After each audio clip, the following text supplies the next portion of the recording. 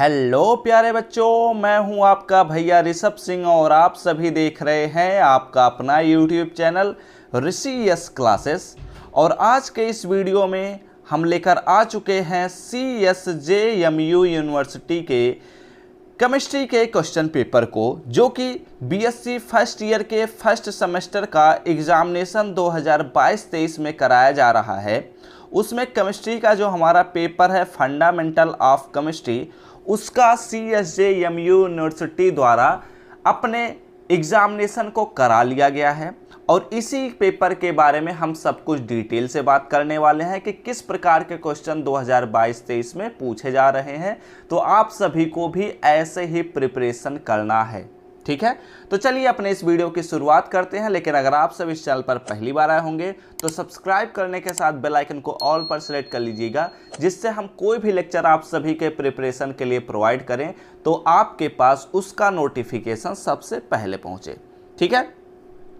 तो अभी हम पहले बात कर लेते हैं कि CSJMU यूनिवर्सिटी जो हमारे पास है वो क्या कहता है, उसका पैटर्न क्या है। इस पर हम थोड़ा सा पहले बात कर लेते हैं, उसके बाद हम इसके क्वेश्चंस को देखना शुरू करेंगे। इसमें कहता है कि हमारा जो एग्जामिनेशन होगा वो केवल 2 घंटे का ही हमारा एग्जामिनेशन होगा और इसमें आपको मैक्सिमम 75 मार्क्स मिल सकते हैं। और ये बात ध्यान में रखना, ये पूरा डिपेंड करता है आपके यूनिवर्सिटी पर। अगर आप किसी और यूनिवर्सिटी से हैं तो आपका पेपर पैटर्न डिफरेंट हो सकता है, ठीक है। अब यहाँ पर ये एक्चुअली पहली बार ऐसा किसी यूनिवर्सिटी ने काम किया है कि 2 घंटे का अपना ग्रेजुएशन का पेपर कराया हो। तो यहाँ पर हम पहले नोट पर बात कर लेते हैं। यहाँ पर नोट में बोला जा रहा है कि attempt questions from all sections as directed. क्या कहता है, जैसे हमारे पास निर्देश दिए गए हैं उसी के अकॉर्डिंग हमें हर सेक्शन से क्वेश्चंस को अटेम्प्ट करना है। दूसरा क्वेश्चन कहता है the candidates are required to answer in serial order only. If there are many parts of a question answer them in continuation. क्या कहता है कि अभ्यर्थी प्रश्नों के उत्तर क्रमानुसार लिखें, ठीक है। मतलब ऐसा नहीं है कि रैंडम पिक करें। रैंडम पिक करने से क्या होता है ना, नंबर कटने लग जाता है। इसीलिए मैं आप सभी को एक वीडियो प्रोवाइड किया था कि कॉपी कैसे लिखें बीएससी में, तो उसमें भी मैंने आप सभी से मेंशन किया था कि रैंडम नहीं लिखना, आपको हर एक क्वेश्चंस को सीरियल में लिखना है।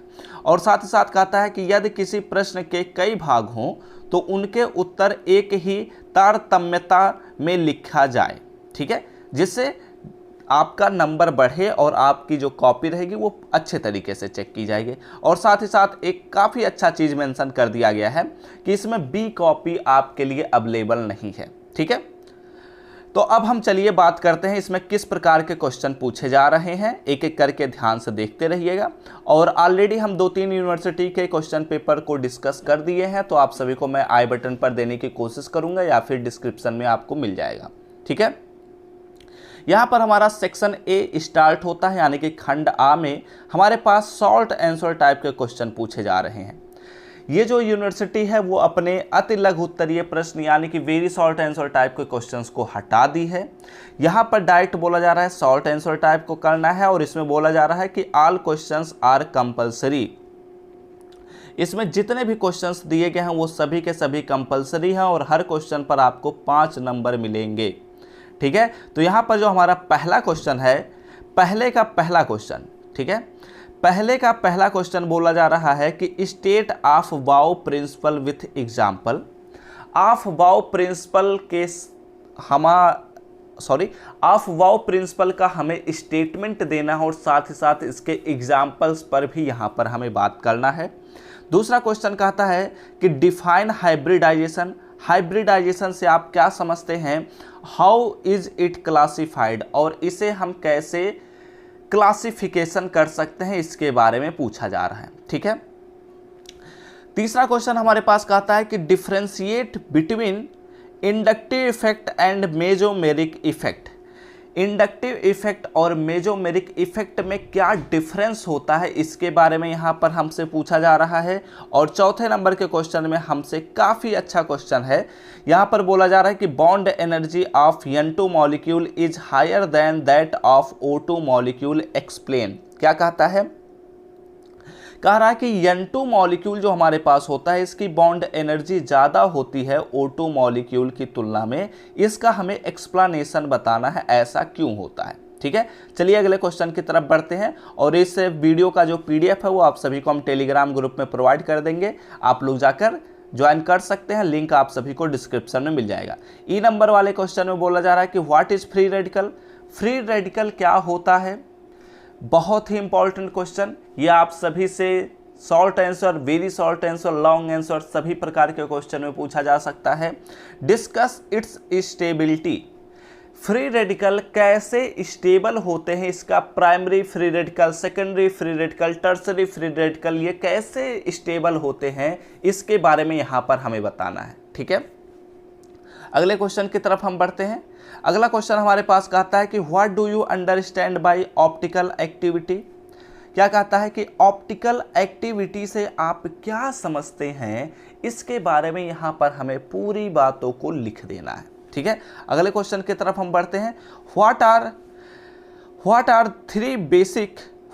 Three basic components of which a computer system is made up of. क्या कहता है कि कौन से ऐसे तीन मूल कंपोनेंट हैं, 3 बेसिक कंपोनेंट्स हैं जिनसे मिलकर ही हमारा कंप्यूटर सिस्टम बना होता है, इसके बारे में हमें बताना है यहाँ पर। ठीक है, अगले क्वेश्चन की तरफ बढ़ते हैं। काफ़ी इंपॉर्टेंट क्वेश्चन और ये लगभग हर यूनिवर्सिटी द्वारा पूछ ही लिया जाता है, तो आप लोग इसे इंपॉर्टेंट समझकर याद भी कर लीजिएगा। वैसे एक चीज़ और मैं बता देता हूँ, इस क्वेश्चन पेपर में जितने भी क्वेश्चंस दिए गए हैं वो सभी के सभी हाईली रिकमेंडेड क्वेश्चन है, आप सभी लोग जरूर पढ़ के जाइएगा। अगर आप 3-4 यूनिवर्सिटी के क्वेश्चन पेपर को पढ़ लेते हैं तो मानकर चलिए कि आपसे क्वेश्चन छूटने के चांसेस कम हो जाएंगे और आपकी तैयारी 100% कंप्लीट हो जाएगी। ठीक है, अगले क्वेश्चन की तरफ हम बढ़ते हैं। यहाँ पर क्या बोला जा रहा है कि what are charge transfer complexes. Charge transfer complexes से आप क्या समझते हैं, इसके बारे में यहाँ पर हमें बताना है और साथ ही साथ इसमें एक एग्जाम्पल दे देना है।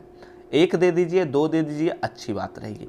और बहुत ही अच्छा क्वेश्चन, और मुझे तो लगता है ये क्वेश्चन हर कोई बच्चा कर सकता है क्योंकि ये आपके पूरे सिलेबस का पहला टॉपिक है, रेजोनेंस। तो रेजोनेंस तो अगर पहला टॉपिक है तो हर बच्चा पहले दिन जब पहला पेज पढ़ता है तो वो रेजोनेंस को ही पढ़ेगा, तो रेजोनेंस तो मुझे लगता है हर बच्चा कर ले गया होगा। यहाँ पर बोला जा रहा है कि what is meant by resonance. Resonance से आप क्या समझते हैं, एक्सप्लेन विथ सुटेबल एग्जाम्पल। इसे एग्जाम्पल की सहायता से हमें बताना है। ठीक है, चलिए अब अगले क्वेश्चन की तरफ हम बढ़ते हैं, लेकिन एक चीज़ और मैं बताना चाहता हूँ। देखो, ये हमने क्वेश्चन पेपर को डिस्कस करना शुरू किया है, लेकिन इनके सॉल्यूशंस मैं नहीं प्रोवाइड कर रहा हूँ। क्यों? क्योंकि मैं ऑलरेडी इन सभी चीज़ों पर लेक्चर्स प्रोवाइड कर दिया हूँ। तो अगर आपके पास समय होगा तो आप लोग जाइए प्लेलिस्ट सेक्शन में, वहाँ पर केमिस्ट्री के लेक्चर्स मिलेंगे, उन लेक्चर्स को देखना शुरू करिए। BSc फर्स्ट सेमेस्टर केमिस्ट्री का एक पूरा मल्टीपल प्लेलिस्ट बनाया गया है, उन सभी लेक्चर्स को देखना शुरू करिए, आपकी तैयारी गारंटी के साथ कंप्लीट हो जाएगी। ठीक है, चलिए अब हम अगले क्वेश्चन की तरफ हम बढ़ते हैं। अगला क्वेश्चन हमारे पास क्या कहता है, यहाँ पर बोला जा रहा है कि हमारा अब आ रहा है लॉन्ग आंसर टाइप क्वेश्चंस। ठीक है, लॉन्ग आंसर टाइप क्वेश्चंस में क्या बोला जा रहा है कि हमारे पास दिस सेक्शन, जो यहाँ पर हमारे पास यह सेक्शन है, वह उसमें 4 क्वेश्चंस दिए जाएंगे, लेकिन केवल और केवल आपको एक ही क्वेश्चंस करना है और हर क्वेश्चन पर आपको 15 मार्क्स मिलेंगे। Attempt only 1 question. ठीक है, अब देखो, जो हमारी यह यूनिवर्सिटी है, अगर यह यूनिवर्सिटी 2 आवर में अपने पेपर को करा रही है तो यूनिवर्सिटी वाले बेवकूफ़ तो होते नहीं हैं कि आपको उतने ही क्वेश्चन दे दिए जाएं और समय को कम कर दिया जाए, कॉपी को कम कर दिया जाए। तो ऐसे तो बच्चे कर ही नहीं सकते, कोई भी नहीं कर सकता। 3 घंटे ही कम पड़ जाते हैं तो 2 घंटे में भला कौन कर सकता है। तो ऐसे समझिए कि ये जो किया जा गया है वो कुछ सोच कर ही किया गया होगा। ठीक है, और जब ऐसे समय में ऐसा काम किया गया है तो क्वेश्चंस के कटौती भी होती है, उनमें भी कमी की जाती है। और ऐसे ही सेम आप लोग देख लीजिए, नॉर्मली अगर 3 घंटे का पेपर होता तो यहाँ पर 1 क्वेश्चन नहीं कहता, बल्कि कहता कि हमें 2 क्वेश्चन करना है, जबकि यहाँ पर क्या बोला है, केवल 1 क्वेश्चन करिए।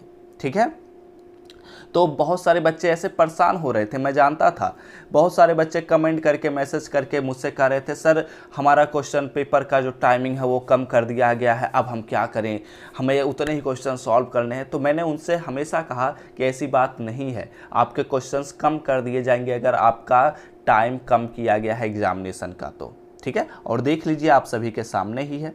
यहाँ पर दूसरे क्वेश्चन का जो पहला क्वेश्चन बोला जा रहा है, इसमें बोला जा रहा है कि what is hydrogen bond. Hydrogen bond से आप क्या समझते हैं, explain it's type with suitable examples.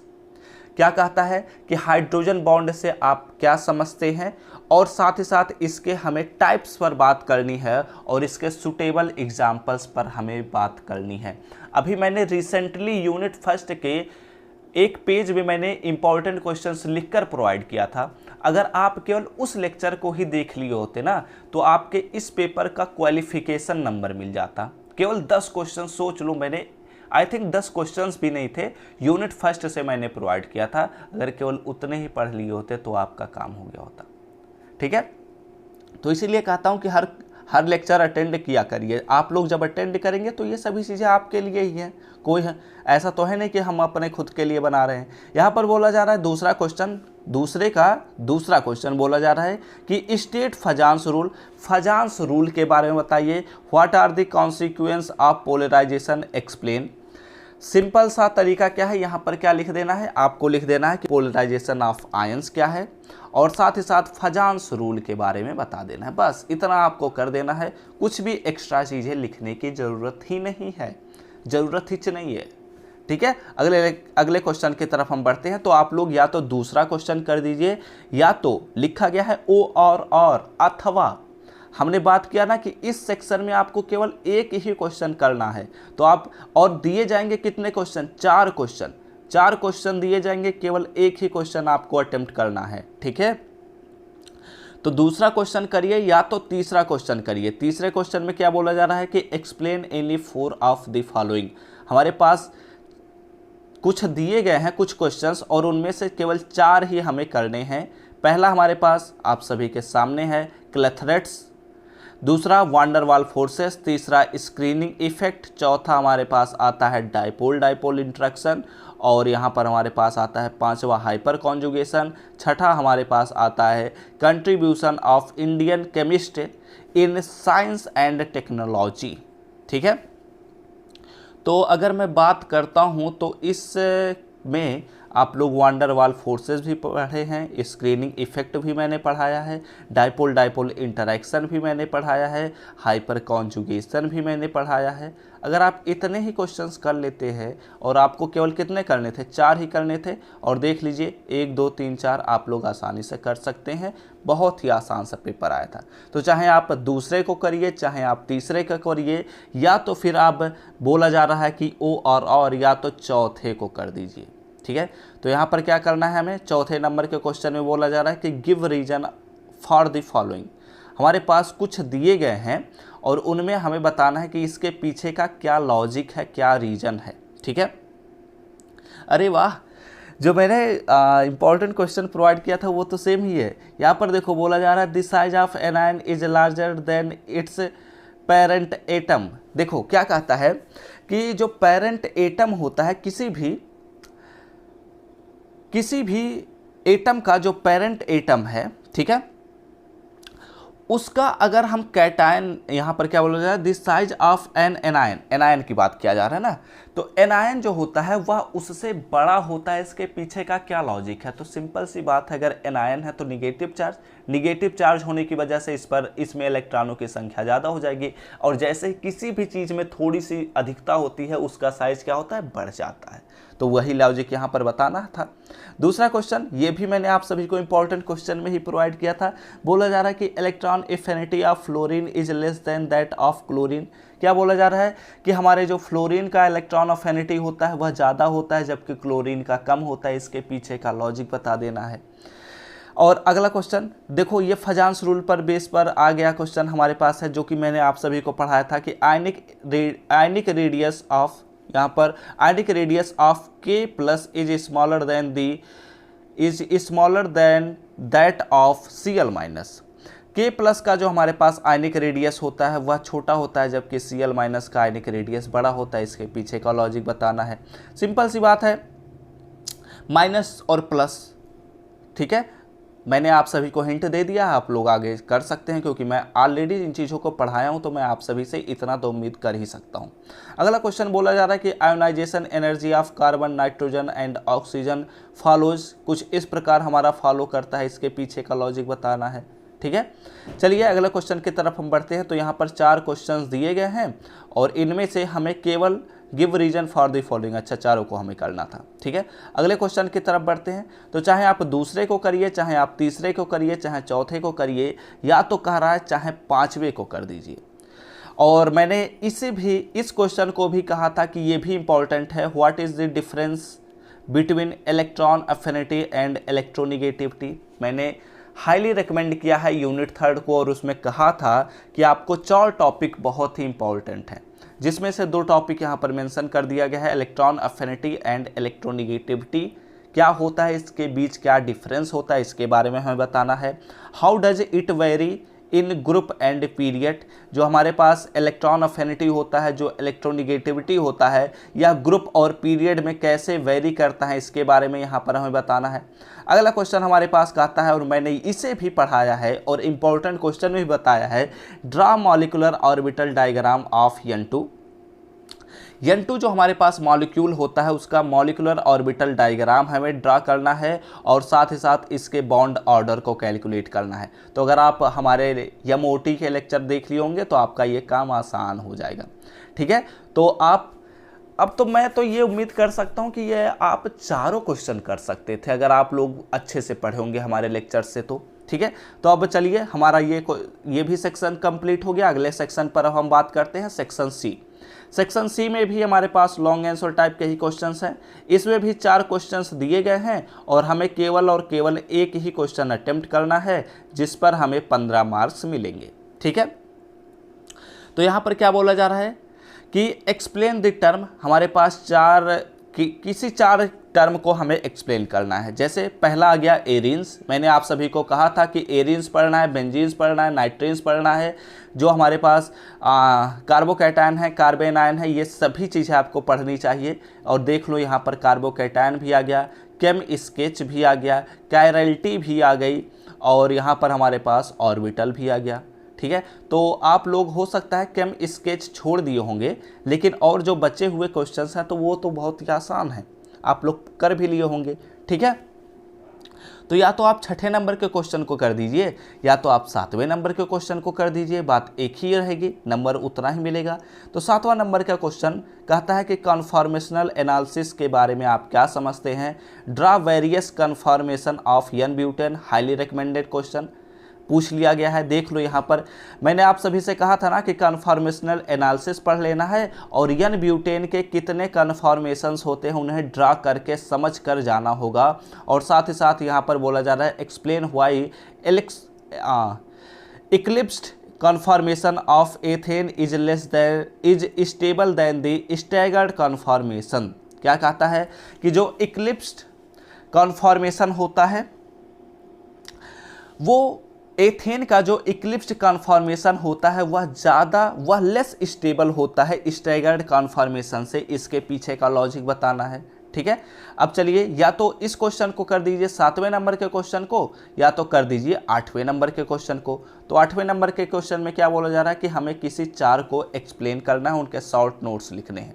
तो शॉर्ट नोट्स यहाँ पर हमारे पास चलिए 4 बताने हैं ना। तो हमारे पास पहला है डायास्टीरियोमर्स, बी ऑप्शन है हमारे पास न्यूक्लियोफाइल्स, सी ऑप्शन है परमुटेशन एंड कॉम्बिनेशन, और डी ऑप्शन है हमारे पास E and Z notation for representing geometrical isomers. और यहाँ पर हमारे पास 5वां हमारे पास आता है फिशन इन कोवैलेंट बॉन्ड्स, ठीक है। कोवैलेंट बॉन्ड का फिशन कैसे होता है, इसके पीछे का लॉजिक बताना है। डाइपोल मूवमेंट क्या होता है, इसके बारे में यहाँ पर हमें बताना है। तो यहाँ पर 6 क्वेश्चन दिए गए थे, इसके अलावा और नहीं ना है, ठीक है। 8वें नंबर वाले क्वेश्चन में 6 क्वेश्चन दिए गए थे और केवल आपको 4 बताना था। तो आई थिंक तो आप ये क्वेश्चन भी कर सकते हैं, कोई बड़ी बात नहीं है। हो सकता है अगर आप मैथमेटिक्स से हैं बायोलॉजी से हैं तो आप इस क्वेश्चन को केवल नहीं कर सकते हैं, लेकिन और सभी क्वेश्चन आप लोग बहुत ही आसानी से कर सकते थे, ठीक है। अब अगले क्वेश्चन की तरफ हम बढ़ते हैं। अगला क्वेश्चन हमारे पास कहता है 9th नंबर का क्वेश्चन। इसमें बोला जा रहा है पहला क्वेश्चन, ठीक है, 9th नंबर का यह जो पहला क्वेश्चन है इसमें बोला जा रहा है कि right binary equivalent of number 6610, ठीक है। यहाँ पर इस नंबर का हमें बाइनरी इक्विवेलेंट लिखना था और ये भी मैंने आप सभी को पढ़ाया कि किसी भी संख्या का हम बाइनरी नंबर कैसे निकाल सकते हैं, इसके बारे में भी मैं आप सभी को ऑलरेडी समझाया भी हूँ। और इसके बाद का जो हमारा क्वेश्चन है वो क्या कहता है, ध्यान दीजिएगा, थोड़ा सा मैं इसे जूम इन कर देता हूँ ताकि आप लोगों को क्लियर दिख जाए। यहाँ पर कहता है what do you understand by operating system, how it is classified. Operating system से आप क्या समझते हैं और इसे कैसे क्लासिफाइड कर सकते हैं, इसके बारे में पूछा जा रहा है। और साथ ही साथ यहाँ पर सी नंबर वाले क्वेश्चन में बोला जा रहा है कि state various application of internet, अलग अलग प्रकार के एप्लीकेशन बताना है इंटरनेट के, इसका बहुत ही इम्पोर्टेंस है, ठीक है। तो ये हमने CSJM यूनिवर्सिटी का हमने क्वेश्चन पेपर भी देख लिया कि किस प्रकार के क्वेश्चन आप सभी के एग्जाम में पूछे जा रहे हैं। और ऐसे ही और भी 2-3 यूनिवर्सिटी के हम ऑलरेडी आप सभी को क्वेश्चन पेपर को प्रोवाइड कर दिए हैं, उन सभी लेक्चर को भी देख लीजिएगा, आपकी तैयारी बेस्ट हो जाएगी। और आप लोग अगर अपनी तैयारी को अभी नहीं कर रहे हैं तो आप लोग चले जाइएगा प्लेलिस्ट सेक्शन में, वहाँ पर आपको सभी लेक्चर्स मिल जाएंगे एक सीरियल लाइन से। आप लोग उन लेक्चर्स को देखिए, आपकी तैयारी बेस्ट से बेस्ट बनेगी। हम आप सभी को इंपॉर्टेंट क्वेश्चंस प्रोवाइड कर ही रहे हैं, उन सभी लेक्चर्स को देखिए, आपकी तैयारी गारंटी के साथ हो जाएगी, ठीक है। अगर आप मैथमेटिक्स स्ट्रीम से हैं तो मैंने मैथमेटिक्स और फिजिक्स और केमिस्ट्री के इंपॉर्टेंट क्वेश्चंस को प्रोवाइड करना शुरू ही कर दिया था, तो आप लोग उन लेक्चर को भी देख लेंगे तो आपकी तैयारी गारंटी के साथ हो जाएगी। तो इसी के साथ इस वीडियो को समाप्त करते हैं। आई होप आप सभी को यह वीडियो समझ में आया होगा, क्वेश्चन पेपर देखने में आपको मजा आया होगा। अगर वीडियो अच्छा लगा हो तो लाइक कर दीजिएगा, साथ ही साथ चैनल पर पहली बार आए होंगे तो सब्सक्राइब करने के साथ बेल आइकन को ऑल पर सेलेक्ट कर लीजिएगा। तो हम सब मिलते हैं अपने नेक्स्ट लेक्चर में, तब तक पढ़ते रहिए, संघर्ष करते रहिए और सफल होते रहिए।